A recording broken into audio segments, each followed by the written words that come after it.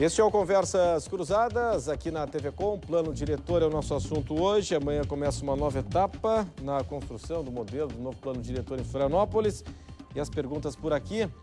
O Paulo Vitorino Silva, no Cobrasol, pela internet, São José, na parte da mobilidade urbana. O plano diretor vai resolver o problema da ala do mercado público, onde estão instalados peixarias, lojas de secos e molhados, bares que atrapalham o ir e vir das pessoas, enfim. Não, o plano diretor não traz nada sobre mercado público, né? Não tem, e nem tem que entrar atribuição. Também, né? Não é a função do plano diretor, né? Obviamente, a partir do plano diretor derivam legislações que dizem o que se permite em cada... Está na justiça, né, presidente? Está na justiça, porque a prefeitura lançou um edital que foi contestado na justiça, enfim, da nova ocupação do mercado público, que é um espaço público e deveria ser lançado edital. É uma coisa tão óbvia, tão racional, né? Como aconteceu de forma correta na rodoviária, no terminal rodoviário Rita Maria. Aconteceu o edital lá, enfim, só que parou na justiça e o pessoal do mercado tem que se respeitar o lado humano, enfim, mas é espaço público, né? Espaço público é espaço público, edital para ocupação do espaço público não tem conversa. Bom, o Lúcio, presidente do Instituto Ilha Verde, o microzoneamento é necessário para Florianópolis. A cidade não pode ser comparada a outras em razão do aspecto geofísico. É necessária a delimitação dos ecossistemas diversos. Qual a opinião dos senhores sobre a mancha que se vê na margem das praias da Daniela, Jurerê e Ponta das Canas, que se vê em sobrevoo? Isso está relacionado ao plano diretor? Mas que mancha é essa que eu não estou sabendo? Hein? Alguém sabe de mancha? Assim, que mancha é essa? É mancha de esgoto? O que é isso? Eu não sei. Pois é, não estou sabendo. Não tenho conhecimento. Agora, sobre a primeira etapa da resposta, sem dúvida, eu acho que aqui é um consenso de que o microzoneamento se faz necessário. A pergunta é se a gente tem fôlego para discutir isso agora, antes de se implantar a lei do macrozoneamento, né, de um primeiro plano diretor, ou se aguarda para disciplinar posteriormente. Agora, que é necessário sem dúvida. Sim. Qualquer cidade precisa viver o seu microzoneamento. Bom, Haroldo, no Campeche Sul da Ilha, não acho contestável que a Fundação CEPA faça uma compilação técnica do que foi produzido. A questão é como a fundação foi contratada. Bom, não sei. Eu imagino que deve ser feito um edital. Pois é, não sei. Bom, a Sônia no centro, acho que a prefeitura deveria manter os núcleos distritais e trazer projetos de forma consultiva a eles. A cidade ganha quando há mais participação. Isso é legal. Mas sempre foi. Tem o trabalho da CIF, tem o Floripa Amanhã, que tem o 2030, a universidade com seus pensadores. A efervescência na discussão foi enorme na primeira etapa. As entidades fizeram eventos. Só que não dá para ficar num assembleísmo sem fim, entendeu? O processo consultivo houve.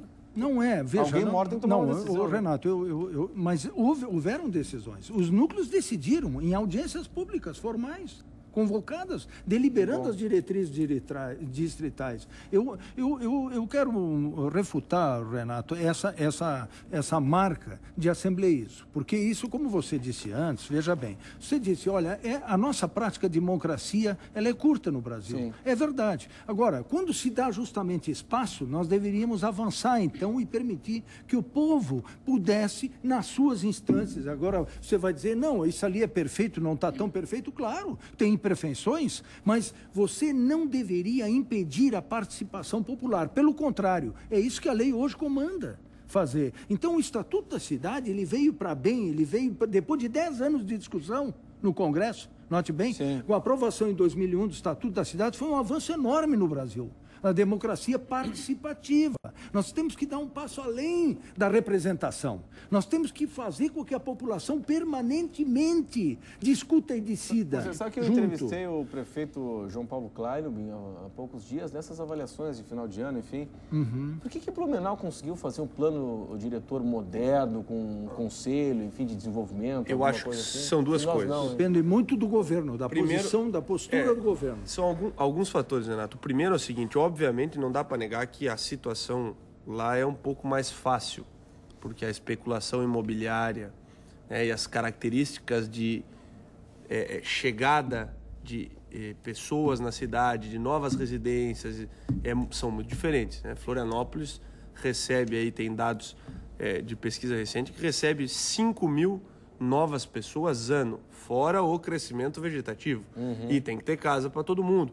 E com o problema de sistema de transporte que a gente tem, o cara quer morar perto do trabalho, porque aí não quer pegar o ônibus. Então, tem essas dificuldades. Agora, a vontade política, sem dúvida, faz diferença. Lá em Blumenau há um conselho da cidade que não tem esse nome, mas tem essa finalidade que realmente regula e permite toda e qualquer alteração do zoneamento. Aí a Câmara de Vereadores discute como é que ela vai ser. Agora, o Conselho da Cidade, que em tese é algo supra-gestão, fica desta gestão para a próxima gestão, independente de quem é o governante, o Conselho da Cidade está lá, é quem possibilita isso. Então, ele é o guardião da cidade, né? Do desenvolvimento urbano da cidade, sem dúvida. Perfeito. Só para dizer em relação às diretrizes apontadas pelas comunidades, nossa região, por exemplo, Assis Muda da Cruz, defendeu que a área da penitenciária não fosse vendida, que fosse pública, tornada 100% pública para a comunidade, que a área de lazer, enfim, geração de emprego e renda para a comunidade local. E isso já atropelou o processo já definido pela comunidade nas diretrizes. Hoje apenas um exemplo entre tantos outros. Apenas um exemplo entre tantos outros, né? Então, nossa diretriz ali colocada nessa apostila já foi. Já morreu. Já morreu. Né? Então, esse é o nosso descontentamento com o processo participativo, que até agora não está acontecendo de fato. Obviamente, há que se respeitar isso, e eu acho que é uma discussão que foi, inclusive, bastante polêmica na Câmara. Mas também nós temos que entender, né, que a gestão da cidade, em alguns momentos, o micro, ele tem que dar oportunidade para o macro. Ninguém quer ter perto da sua casa o presídio, às vezes ninguém quer ter o seminé, a luz, né, também teve uma discussão grande. Com dinheiro para fazer a estação de tratamento de esgoto, ninguém quer? Não consegue fazer no João Paulo, tem dificuldade de fazer nos ingleses? A questão não é que ninguém quer, a questão é que querem fazer como sempre foi feito, né? Um debate debaixo de modelos de saneamento. Não, já fizemos e voltaremos a fazer. Ou seja, o processo como está sendo feito é que está errado. Está sendo errado. Está sendo sem controle, sem a participação da sociedade, sem controle das verbas públicas federal que estão vindo, por exemplo. Não está respeitando os conselhos, o conselho criado agora, que é o Conselho de Saneamento. Vamos lá, aqui o João Paulo, na Trindade, tem muita gente que não se conforma de ter perdido seu poder na comunidade quando a prefeitura fechou os núcleos distritais. Isso já estava previsto, é o João Paulo, na Trindade. Acho que não se trata de poder, né? Se trata de cidadania, de participar daquilo que está previsto na lei. E isso a população, aos poucos, está compreendendo que deve participar. E tem a obrigação e o dever, né, de participar na definição das suas prioridades. Isso é importante. Na verdade, nós, representantes, não tivemos poder algum. A nossa função era levar as decisões e fazer a ponte entre a discussão feita lá nas comunidades, nos núcleos distritais e o núcleo gestor municipal. Que poder nós tínhamos? Nós não decidíamos nada. Na verdade, os representantes e as representações, entre as quais a CIF está aqui presente, era uma outra pessoa lá representando a CIF, e todas as entidades e coisa e tal, levavam apenas as coisas emanadas lá. Na verdade, era um grande trabalho que nós tínhamos. Que poder era esse? Nós decidimos isso aqui, ó. Esse era o poder que nós tínhamos. Uma planilha com agenda, com cronograma. Bom, aqui o seguinte, pelo Twitter, o Guilherme Pontes deve ter participação em todo o processo, a comunidade, não somente numa parte. Ele diz que o plano diretor participativo tem muito pouco de democrático, é o que diz o Guilherme Pontes pelo Twitter.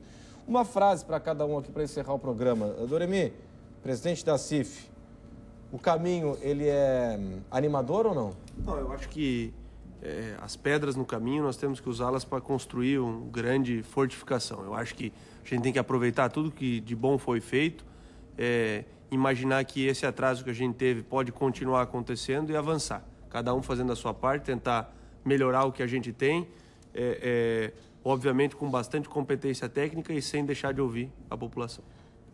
E o senhor, uma frase para fechar?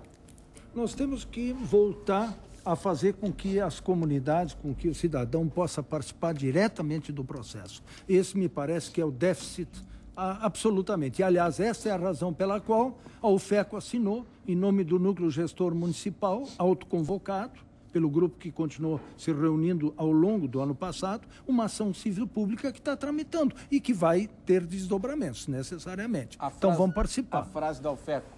Eu acho que nós temos que pensar um modelo de cidade para todos os moradores, não apenas pautar a cidade por jurerê internacional, por grandes empreendimentos, enfim. Nós temos que pensar no trabalhador, nas pessoas que vêm aqui para estudar, enfim. temos que pensar na cidade para todos, não apenas para uma minoria, né? Infelizmente, eu ouvi recentemente uma frase do prefeito a semana passada dizendo que essa cidade está sendo construída por pessoas, né? Por poucas pessoas e que tem bastante dinheiro. Então, e os trabalhadores, as pessoas que não têm grande poder aquisitivo, para onde que ficam nessa discussão toda? Okay. Então, nós temos que pensar uma cidade para todos, de forma participativa e integrada. Nós estamos sobre a hora. O Modesto Azevedo, liderança da UFEC, foi vítima de uma brutalidade, enfim. Como é que ele está de saúde? Está bem? Está bem. Nós tivemos a semana passada com ele esteve aqui fazendo uma visita rápida, resolvendo problemas burocráticos, né? E está se recuperando. Está em São Paulo fazendo tratamento com a família. A gente torce pelas melhoras dele, que é uma grande liderança que tem contribuído muito com o movimento comunitário aqui em Florianópolis. Perfeito. Senhores, muito obrigado pela atenção de todos. Hoje, aqui no Conversas Cruzadas na TV Com, está chegando o Renato Semensati com torcida TV Com. Hoje teve jogo do Avaí em Bituba. Quanto é que foi o jogo, Semensati? 4-2. O Sábio fez gol ou não? Não fez gol. Então tá, foi a estreia do Sábio hoje. Na sequência, o torcida TV Com. Tchau.